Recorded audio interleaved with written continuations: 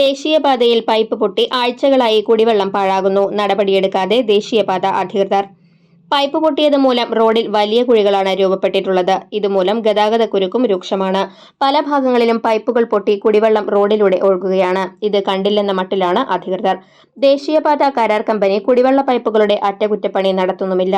രൂക്ഷമായ കുടിവെള്ളക്ഷാമം നേരിടുന്ന മേഖലയാണ് ഏങ്ങണ്ടിയൂർ. പൈപ്പ് പൊട്ടിയതോടെ കുടിവെള്ള വിതരണം പല ഭാഗങ്ങളിലും തടസ്സപ്പെട്ടു. ചേറ്റുവ പടന്ന തീരദേശ മേഖലയിൽ പല പ്രദേശത്തേക്കും കുടിവെള്ളം എത്തുന്നില്ല. പലതവണ ദേശീയപാത കരാർ കമ്പനിയോടും വാട്ടർ അതോറിറ്റി ഉദ്യോഗസ്ഥരോടും ആവശ്യപ്പെട്ടിട്ടും ഇതുവരെയും പ്രദേശത്തെ കുടിവെള്ളക്ഷാമം പരിഹരിക്കാൻ അധികൃതർ തയ്യാറായിട്ടില്ല. തീരദേശ മേഖലയിലും പരിസര പ്രദേശങ്ങളിലും വർഷങ്ങളായി വാട്ടർ അതോറിറ്റിയുടെ കുടിവെള്ളം തടസ്സപ്പെട്ടത് ചൂണ്ടിക്കാട്ടി ചേറ്റുവയിലെ സാമൂഹ്യ പ്രവർത്തകൻ ലത്തീഫ് കെട്ടുമ്മൽ മാസങ്ങൾക്ക് മുൻപ് ഹൈക്കോടതിയിൽ പൊതുതാൽപര്യ ഹർജി ഫയൽ ചെയ്തിരുന്നു. കോടതി ഇടപെടലിലൂടെ പ്രദേശത്ത് 2 മാസത്തോളം വാട്ടർ അതോറിറ്റിയുടെ കുടിവെള്ളം ലഭിച്ചു. ഇപ്പോൾ ചേറ്റുവ പടന്ന പ്രദേശത്ത് വീണ്ടും കുടിവെള്ളക്ഷാമം രൂക്ഷമാണ്. ഈ പ്രശ്നത്തിന് അടിയന്തര പരിഹാരം കണ്ടില്ലെങ്കിൽ അടുത്ത ദിവസം വീണ്ടും ഹൈക്കോടതിയെ സമീപിക്കുമെന്ന് ലത്തീഫ് കെട്ടുമ്മൽ പറഞ്ഞു.